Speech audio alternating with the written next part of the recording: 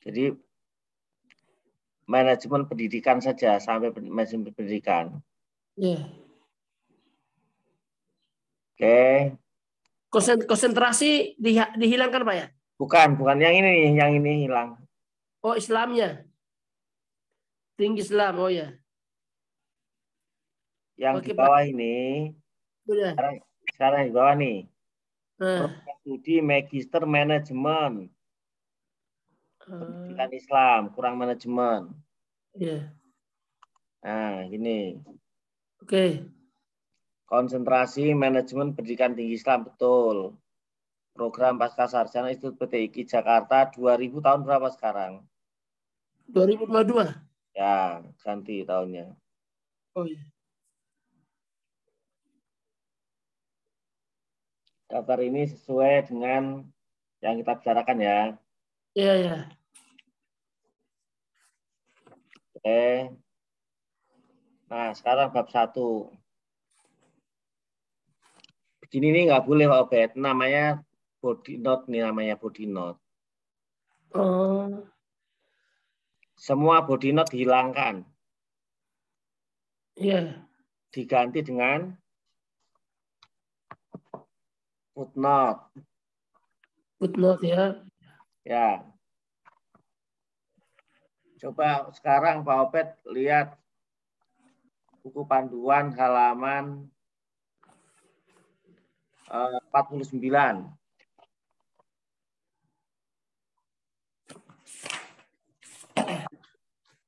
Udah Pak. Baca yang lihat yang di atas angka 8 tuh.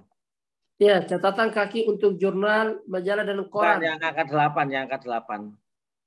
Atasnya kan, angka 8 kan catatan kaki tulisannya. Iya ada. Atasnya kan ada contoh catatan kaki dari buku.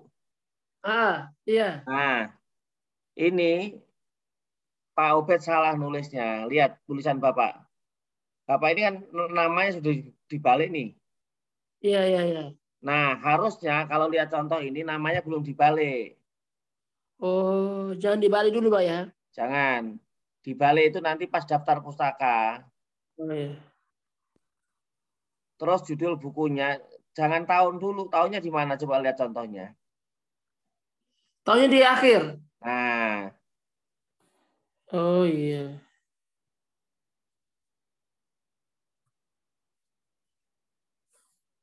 Udah Pak. ya. Nah ini mana halamannya? Nggak ada halamannya. Iya, iya, iya. Siap, siap Pak. Ya itu nanti benerin semua. Ya. Ini kan footnote nomor 2 juga nggak ada halamannya semua. Lihat ya Pak. Oh, Terus iya. ini punya Pak Obed ini ada seperti ini semua nih. Body note-nya ada semua. Body note-nya dihilangkan semua ya. Iya Pak, Pak. Ya. Nih semua nih body note nih. Body note dihilangkan semua. Taruh di cetakan kaki aja Pak ya. Semua hanya catatan kaki. Oh iya, iya. Ya. Siap Pak. Nah, ini Pak Obed nggak konsisten. Ini yang nomor 3 sama nomor 4 aja beda. Nomor 3 ini benar nih. Iya, Nah, ya ini Allah. benar. Tapi Jakartanya jangan dikasih kurung, Pak. Oh iya, iya. Tapi ini benar. Nanti kalau halaman Pak Obed nulis HLM, semua pakai HLM ya. Siap, siap, siap. Nah, tapi 4 ini salah lagi nih. Pakai koma, terus ada tahunnya lagi, ada halamannya. Iya, iya. Bapak yang ini lihat, nanti halaman ini kan ada di atas nih. Di bawah dulu. Kalau ke hapus-hapus dulu nanti Bapak lupa ngambil halamannya halaman berapa. Nanti saya catat dulu semua di buku, baru saya masukkan. Ya, ya. Nah identifikasi masalah ini sudah benar. Ini ada Alhamdulillah. masalahnya, kurang disiplinnya kepala sekolah ini ada masalahnya. Fokus masalahnya adalah Ponpes Abu Bakar, dia Abu Bakar. pada model kepemimpinan kepala sekolah berbasis nilai profetik dalam meningkatkan mutu pendidikan di MTS Abu Bakar Al-Islami. Ya. rumusan masalahnya. Nah, gini Pak, rumusan masalahnya sekarang tulis. Oh ya.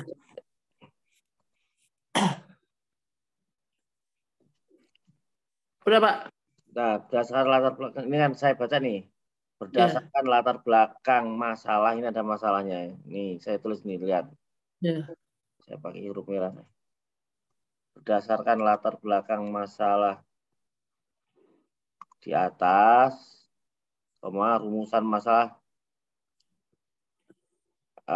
adalah langsung bagaimana, saya merahin biar kelihatan. Oh ya. Bagaimana model kepemimpinan kepala sekolah berbasis nilai profetik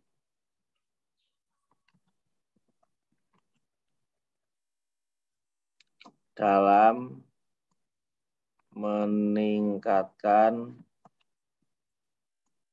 mutu pendidikan. Dalam meningkatnya diganti peningkatan aja, Pak. Dalam peningkatan. Oh ya. Dalam peningkatan mutu pendidikan di MTS Abu Bakar Al-Islami. Al-Islami. Ini mana Pak? Al-Islami mana Pak? Sumbawa. Sumbawa, gitu. Sumbawa. Nah, ini Pak. Iya Pak. Masalah tersebut Adalah. dapat Oh ya. dalam dengan pertanyaan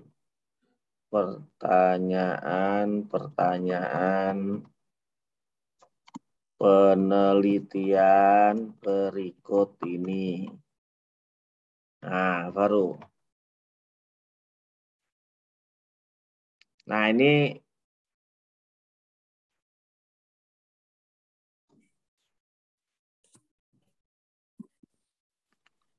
kelihatannya ininya diganti. Satu.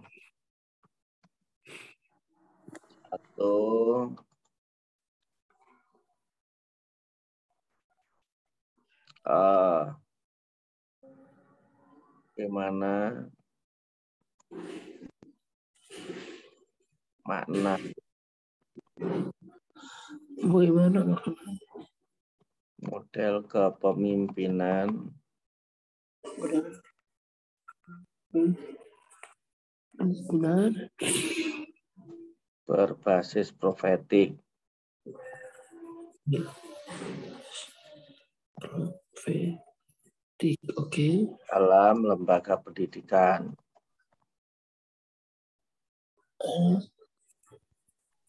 Ini masih umum dulu. Ya. Baik dalam kepemimpinan berbasis profetik dan lembaga pendidikan. Oke.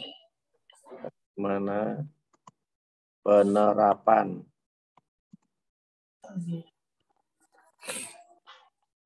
kepemimpinan berbasis profetik di MTS Bakar Al-Islam MTS. Sumbawa.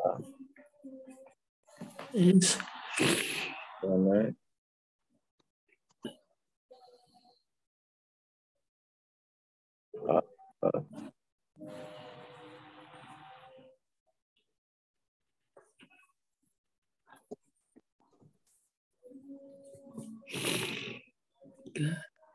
Bagaimana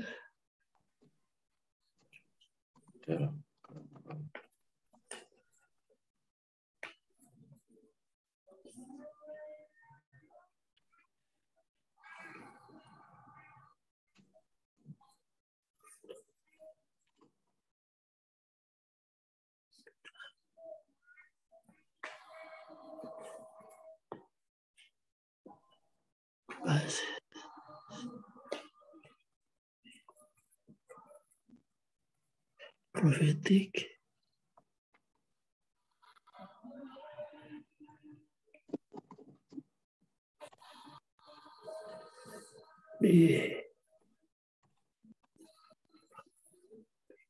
Kan.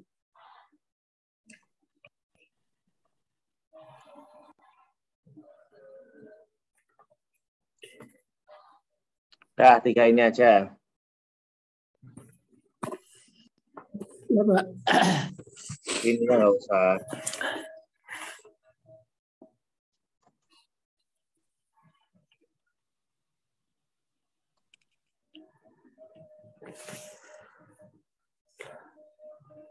Nah, tujuan penelitiannya sama ini. Tujuan penelitiannya, nanti saya ganti ya. Tujuan yang dicapai dalam penelitian ini adalah sebagai berikut. 1. Menemukan redefinisi makna model kepemimpinan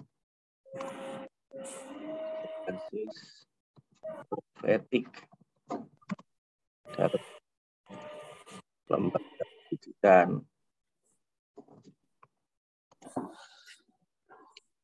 Dari temuan Pak Obed yang pertama itu, nanti menemukan kepemimpinan berbasis profetik di sekolah itu seperti apa? Suaranya macet, Pak. Ya, jadi Pak Obed tujuan pertamanya ini untuk menemukan kepemimpinan berbasis profetik itu seperti apa? Menemukan definisi itu, mendefinisikan kembali. Oh ya. Makanya di tujuan ini hanya redefinisi. Jadi nanti Pak Obed temukan definisi model kepemimpinan berbasis profetik di sekolah itu seperti apa? Di lembaga pendidikan itu seperti apa? Mungkin berbeda dengan perusahaan. Iya, iya. Nah, jadi Pak Obed nanti fokus menemukan ini saja dulu. Pertama, yang kedua, nah sama seperti ini. Yang kedua tuh, ntar saya pindahin. Jadi ini sama Pak harus Pak. Ini Iya, oh. dengan tujuannya harus sama.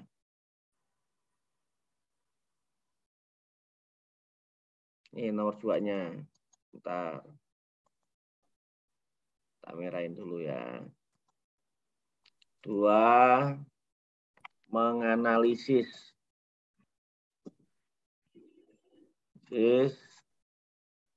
penerapan kepemimpinan. Nah, nanti hasilnya yang kedua ini MTS Abu Bakar Al-Islami itu sudah menerapkan kepemimpinan berbasis profetik atau belum?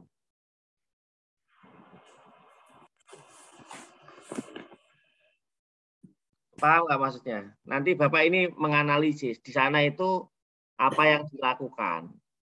Iya, Nah, iya. menurut ukuran yang nomor 1 ini sudah masuk profetik atau belum nanti? Di mana profetiknya, di mana belumnya? Iya. Sampai sini paham belum? Ya, berarti di atas kita mendefinisikan. Kalau udah definisi misalnya, yang disebut menurut Pak Obed misalnya, apa itu kepemimpinan, model kepemimpinan berbasis profetik itu seperti apa kalau di lembaga pendidikan? Oh, oke, ya. Coba gimana kira-kira? Kira-kira menurut Pak Obed gimana dulu? Kira-kira boleh? Apa aja dulu? Coba. Itu yang menerapkan nilai-nilai seperti kedisiplinan, kejujuran.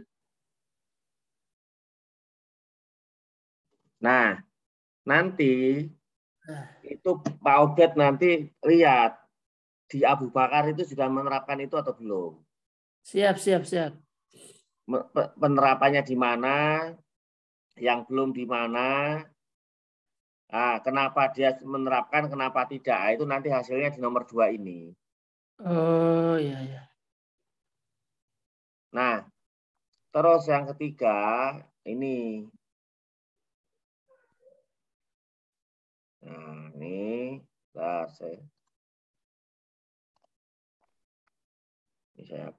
nanti ini enggak usah. Nah, ini menemukan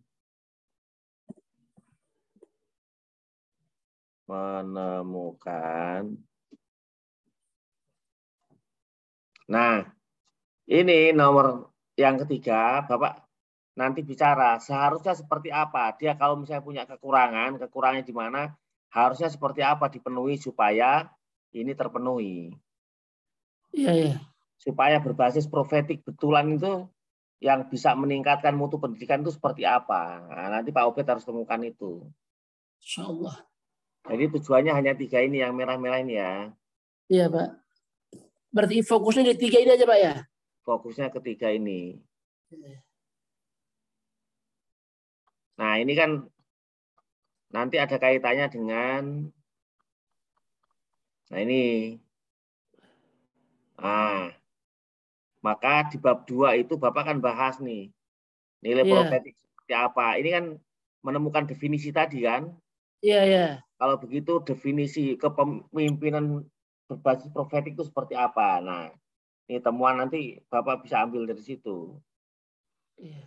Nah, ini dan bab 2 dan bab 3 ini buat menemukan tadi yang di tujuan kedua dan tujuan ketiga. Oh, Jadi iya. ini tujuan kedua itu Bapak bisa ambil dari sini kan. Mereka Iya itu ya. seperti apa. Nah, tujuan ketiganya itu bisa Bapak ambil sini, diterapkan di sini kan. Iya ya. Bayang maksudnya. Sampai sini paham? Berarti di bab 3 itu diulangi lagi nanti Pak ya, sesuai dengan rumus apa tujuan penelitian itu ya. Ya, jadi gini. Di bab 3 ini kan Bapak bahas ini nih. Ini kan idealnya. Ideal ya. Idealnya kalau nilai profetik itu meningkatkan mutu kepala sekolah, mutu sekolah, itu idealnya seperti apa? Ya. Nah, kalau Bapak di tujuan nomor 2 tadi kan menemukan Abu Bakar itu sudah menerapkan atau belum kan? Iya ya. Nah, kan di sini tuh nanti temuannya. Jadi Tinggal kita dia aja Pak ya. hmm, dia menerapkan atau belum kan setelah Bapak mengkaji di sini. Di bab 4 ini ya. Ya. Oh ya. Nah, nanti penerapannya seperti apa yang mampu meningkatkan mutu pendidikan kan tentunya diukur dari sini di bab 3. Oh ya. Sehingga semua bab Bapak ini nanti akan membantu untuk menyimpulkan, membuat kesimpulan. Nah, sehingga tujuannya tadi ketemu. Sampai sini paham?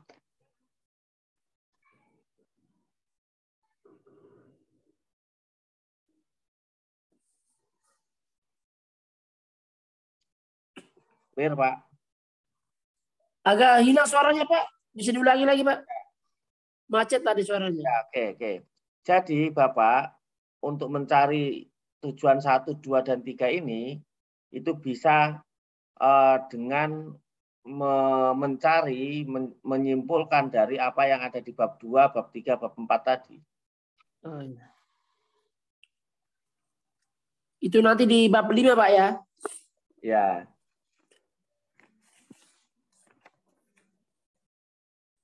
Oke, sampai sini clear. Iya Pak.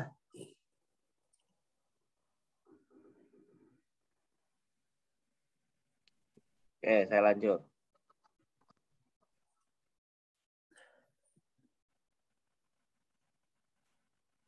Pak, yang berarti yang biru itu dihapus saja ya? Biru dihapus saja. Oh ya.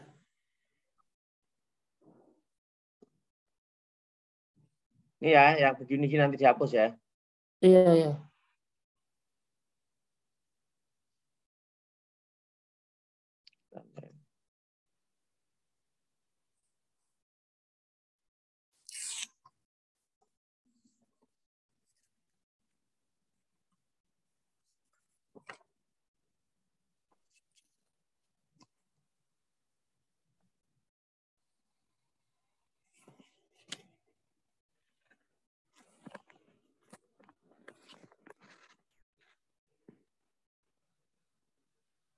Nah,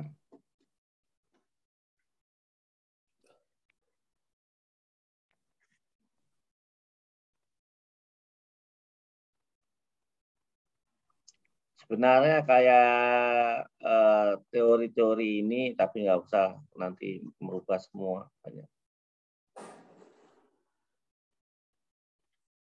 Ini juga nanti ya disesuaikan semua ya. Iya, iya.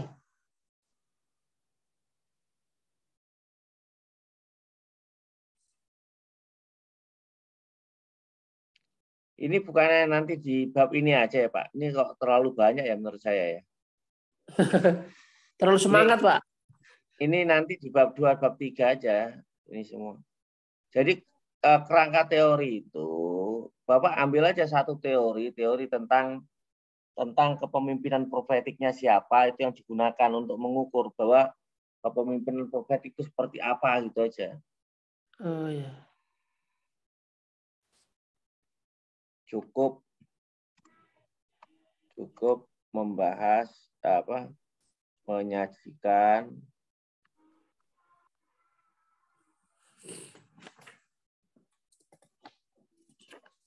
teori kepemimpinan profetik. Nah, yang digunakan untuk menganalisis. Ya. Jadi yang ini semua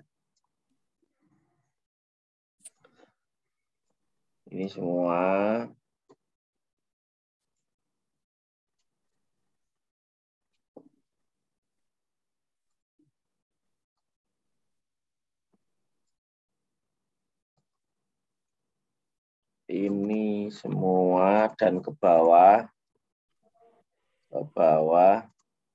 bisa diletakkan di bab berikutnya. Tetap kepake Pak di bab 2 dan seterusnya. Di bab berikut ya.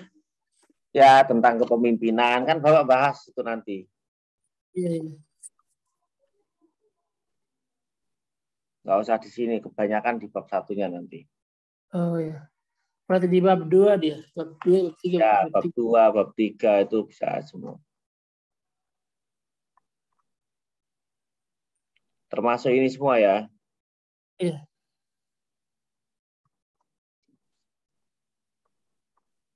Oke, setelah ini coba ini bab 1-nya panjang sekali tuh sampai 22 halaman.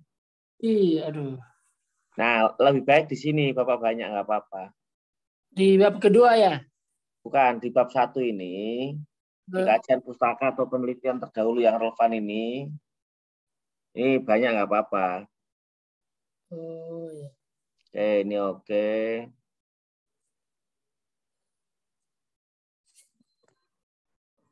Nah, ini juga harus ditambahkan footnote, Pak. Oh ya. Ini kan ada ini. Nah, di footnote.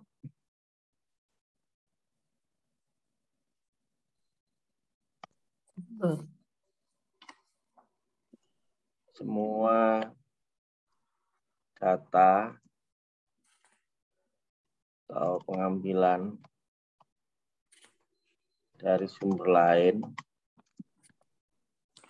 harus di footnote. Ya. Bawah ya. Nanti ke bawah akan begitu ya. Iya, Pak. Berarti sumber-sumbernya dicatat kaki semua ya? Footnote Ya, semua ini ya? kayak ini kan semua harus ada catatan kakinya. Oh ya, siap-siap. Metode penelitian. Bapak menggunakan apa? Kualitatif, Pak. Kualitatif apa? Ada di buku, Pak. Pendekatan deskriptif naturalistik. Kualitatif ini namanya nih. Kualitatif deskriptif naturalistik. Jadi kalau saya tanya Pak Ibrahim pakai apa? Pendekatannya menggunakan kualitatif, deskriptif, naturalistik. Oh ya. Paham ya? Iya, ya.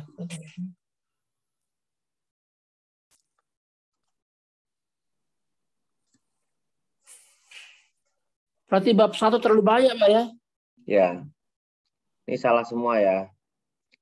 Nah, tapi saya pengen bicara begini, Pak. Ini contoh nanti misalnya ada di bab 2. Ini kan sudah ada menyebut mulong ya, Cimulong ya, di Cileksi mulong nanti ya. Ini kan menyebut lagi nih. Ya kan? Nah, kalau penyebutan berulang, coba Bapak baca di 48.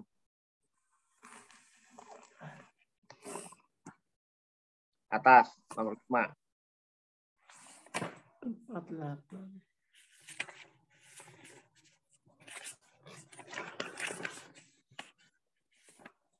Udah, Pak? 48? 5, yang 5 baca coba. Penunjukan sumber dan atau halaman pada catatan kaki tidak diperbolehkan menggunakan singkatan IBD, OPC atau worksheet, melainkan harus ditulis lengkap pengarang dan judul buku seluruhnya atau sebagiannya asal konsisten dan dengan mencantumkan nomor halaman yang ditujukan. Impresium atau kota terbit atau penerbit dan tahun tidak lagi ditulis tetapi diganti dengan 3.3 ya. Jadi misalnya begini nih, misalnya nih ya. Cileksi mulong misalnya. Ini yang benar tuh begini nih. Misalnya ini dihapus. Nah, ini harusnya begini. Nah, begini kan. Bandung PT Remaja Rusda Karya 2012. Nah, halaman berapa? Tadi kan Bapak pakai HLM nih. Iya. Misalnya halaman 17 misalnya. Yang di bawah begitu juga. Ini J Leksi. Walaupun di halaman yang berbeda, selama di bab yang sama. Nah, modelnya begini. Nah, ininya hilang. Diganti dengan titik 3 saja. Halaman HLM. Misalnya ini halaman 37. Nah, gitu caranya. Iya. Clear? Clear, Pak.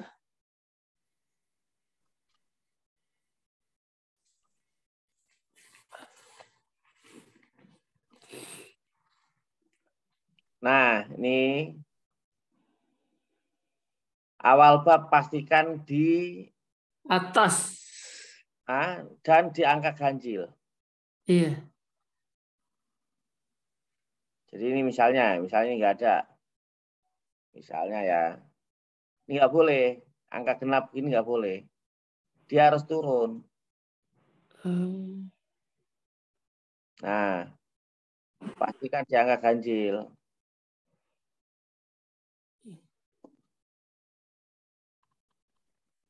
Nah, di sini. Oke. Iya. Nah, ini angkanya nggak boleh di sini. Angkanya harus di sini nanti. Di tengah ya? Sama seperti Bapak nulis angka 1. Di bab 1 kan Pak Obed nulisnya tadi udah benar tuh. Iya. Tuh bab 1. Nah, angkanya di sini kan. Iya. Nanti di bab 2 juga angkanya begitu juga. Ganjil dan di situ juga.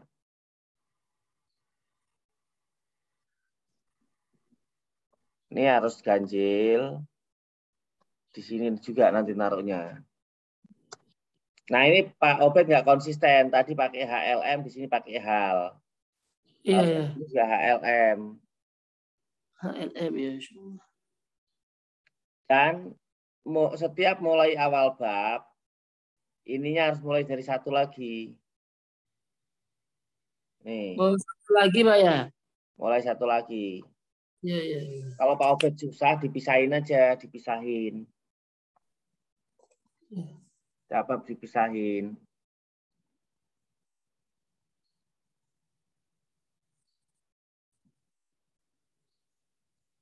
Ya, setiap awal bab, nomor footnote dimulai dari berapa? 1. Oke. 1 lagi. Nah, ini juga nggak boleh, nggak ada ini ya koma ini.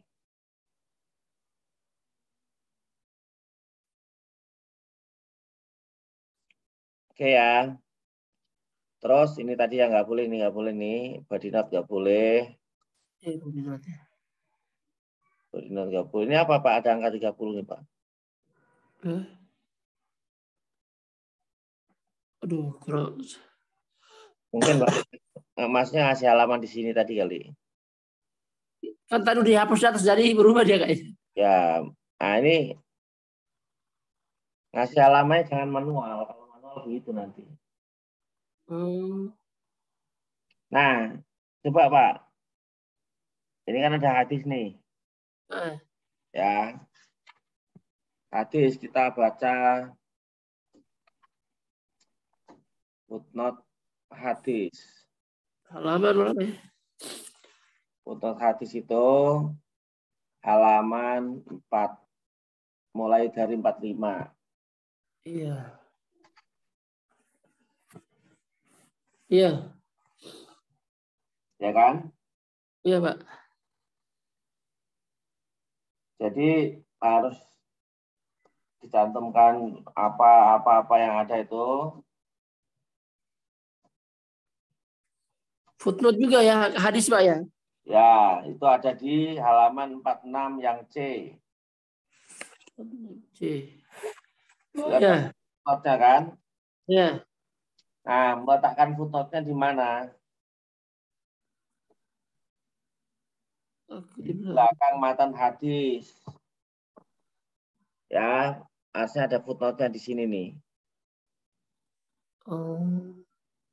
Boleh pakai angka biasa, boleh. Angka biasa, nggak harus ini. Ya.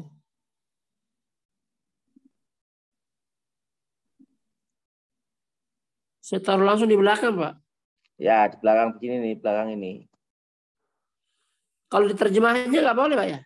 Nggak boleh, jangan diterjemahannya. Pakai bahasa Indonesia juga bisa, toh? Boleh. Oh, ya. Terus saya seperti ini nggak boleh nih. Dalam konteks ini Nabi bersabda. Harusnya kan tadi an siapa dulu kan? Dari siapa Iya. hadis ini? Iya, iya. Harus ada perawi pertama. Nah, ini semua ya hadis ya. Iya. Jadi saya tidak mengulang ini. Dan begini Pak, ketika membahas hadis kayak seperti ini memang harus ada penjelasannya. Iya. Ini benar, tapi yang di sini nggak ada penjelasannya. Kan cuma terjemahan doang. Nggak ada penjelasannya.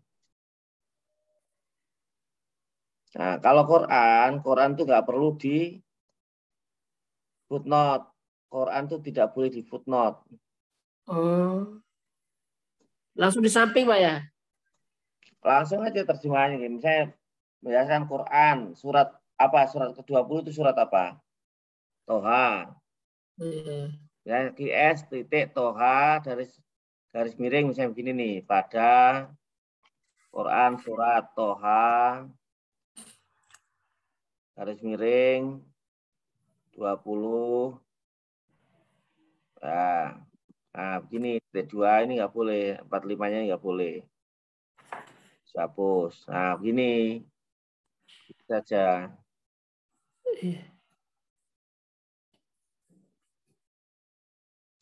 Dan ketika membahas ayat, coba Pak Obed buka halaman 44.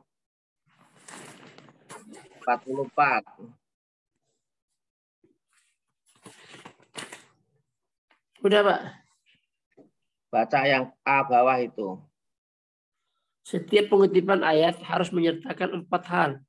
Teks asli ayat, Rasul Utsmani, terjemahan ayat kecuali tesis berbahasa Arab. Kutipan pendapat ulama atau sarjana ahli dan diungkapkan penulis tentang revelasi ayat dengan topik yang sedang dibahas. Nah, ini Bapak kan nulis ayat kan? Iya. Ini sudah ada ayatnya, sudah ada terjemahannya. Yang nomor 3 nggak ada. Ya, misalnya Bapak ini bicara tentang kesopanan, bicara baik dan bertutur kata yang sopan. Nah, ini mana kalimat yang menunjukkan itu? Menurut mufasir siapa? Oh iya. Jadi Bapak bicara tentang menurut mufasir ini kaulan layinan itu artinya begini. Nah, dengan demikian itu kalimatnya Pak Obed tadi yang keempat itu. Iya.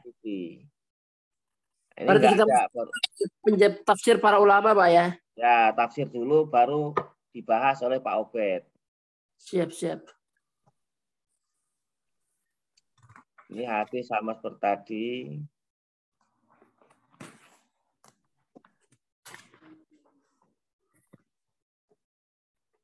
Sama semua. Nah, seperti ini. Ini apa nih? Faktor penghambat. Iya. Faktor pendukung. Ini dari mana sumbernya? Enggak ada sumbernya. Iya. Ini enggak ada sumbernya. Tiba-tiba faktor pendukung lain dikasih sumber di sini. Iya. Ini juga salah nulisnya.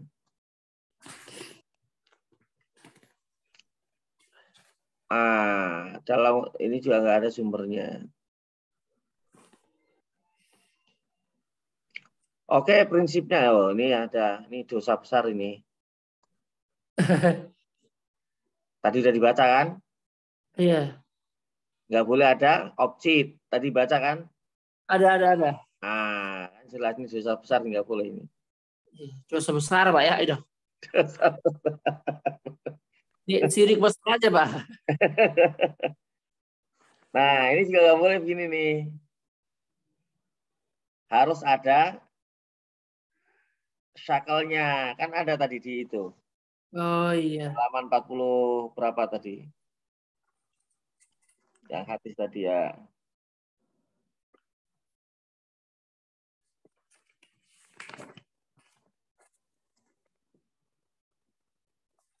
Di halaman 45 coba, Pak. Udah, Pak. Ada 45. Nah, 45 itu yang 3C apa 3C?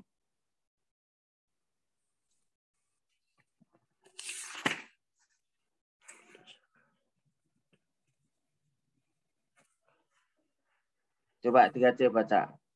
C sama D. C ya. Setiap hadis yang dikutip harus dicantumkan minimal perawi pertama dan terakhirnya seperti Nah, riwayat tadi kan ada kan an siapa gitu kan harus ada. Oh iya. Nah, yang D sekarang. Yang D kutipan hadis diberikan harokat syakal oh ya. Oh, ada kan? Iya, aduh. Ada semua sebenarnya di sini. Saya Hanya. fokus di halaman. Hanya di halaman 7 aja saya. Oke. Saya kira itu Pak semuanya hampir sama ya, semuanya sama. Ini bab 3 juga nanti. Nah, ini bab 3 ini, nah ini pas ini salah ini. Harus angka apa tadi? Ganjil. Ganjil. Nah, ya. Ini harus dimulai dari pertama. Sama ya semuanya ya. Iya. Jadi tahap awal ini saya fokus ke penulisan. Nah, nanti setelah itu kita diskusi tentang isi. Tapi saya lihat isinya sih sudah ada lah sedikit banyak ya. Nah, yang begini nggak boleh, Pak. Iya. Ini nggak boleh. Ada bulat-bulat begini nggak boleh. Pakai angka ya. Harusnya Pakai apa? Harusnya apa? huruf kecil ya. Bapak lihat di halaman 35. Udah.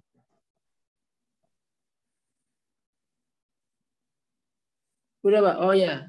Yang hierarki penomoran itu. Ya. Ya, harusnya ini kan angka nih. Iya, Harusnya apa? angka A kecil. Nah, harusnya mulai dari A kecil. Nah, ini. Ya, nah, coba nih munculkan ke sini. Oke. Nah, ini harusnya. Oh ya. Ini semua nggak boleh. Siap, siap. Oke, saya kira itu Pak. Ya, nanti setelah sampai bab 3 ini masih terlalu sedikit Pak. Iya. Pak Obed boleh. Caranya begini Pak, caranya. Nah, Caranya ini kan misalnya gini ya. Ini Pak Obed kan bicara tentang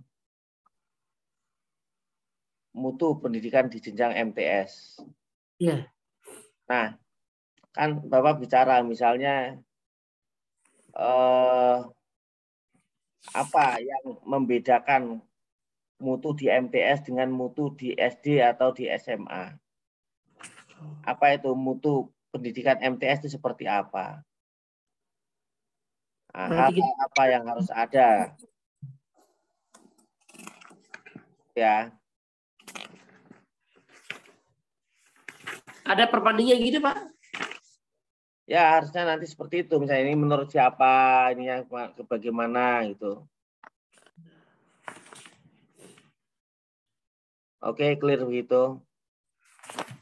Iya. Saya kira itu Pak, cukup Pak. Iya, Nanti iya, Pak. Bapak perbaiki. Ya, Iya. kita cukupkan. Jadi bab 3 itu peningkatan mutu pendidikan itu harus ada muqaranahnya, ada perbandingan gitu ya. Supaya Bapak bisa menentukan dia bahwa ini adalah mutu pendidikan SMP misalnya, apa yang khas menjadi mutu pendidikan SMP. Oh ya. Berarti saya ambil dari SD aja, Pak ya?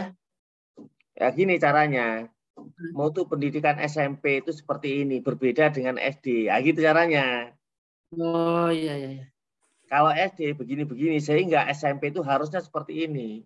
Ini juga berbeda dengan SMA, sehingga Bapak membicarakan SMP itu lebih mendalam ketika Bapak bandingkan dengan SD atau SMA. Iya. Jadi jangan bicara SD begini, SMP jangan begitu. SMP itu seperti ini, misalnya. Cara mengajarnya seperti ini. Pendekatannya begini. Beda dengan SD, ya gitu misalnya gitu loh. Berarti mutu pendidikan MTS seperti ini dan mutu SD seperti ini, sehingga kita tahu, Pak ya. Ya, jadi mutu pendidikan di SMP, misalnya gini. Itu kan bicara mutu pendidikan.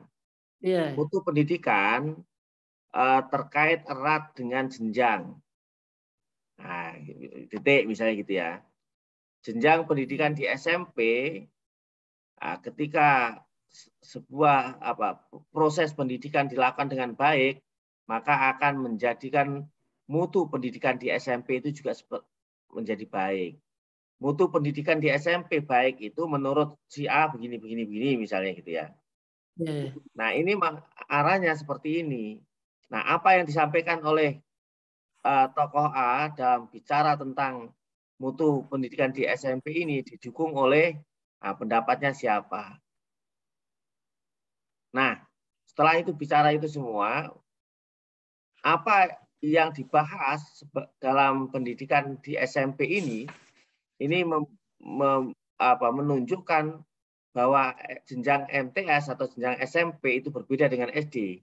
Kalau di SD itu seperti ini, seperti ini, seperti ini. Nah, berarti di SMP harusnya lebih tinggi. Karena apa? Karena begini, begini, begini. Ya kan enak itu. Oh ya. Clear ya? Iya. Ini eh,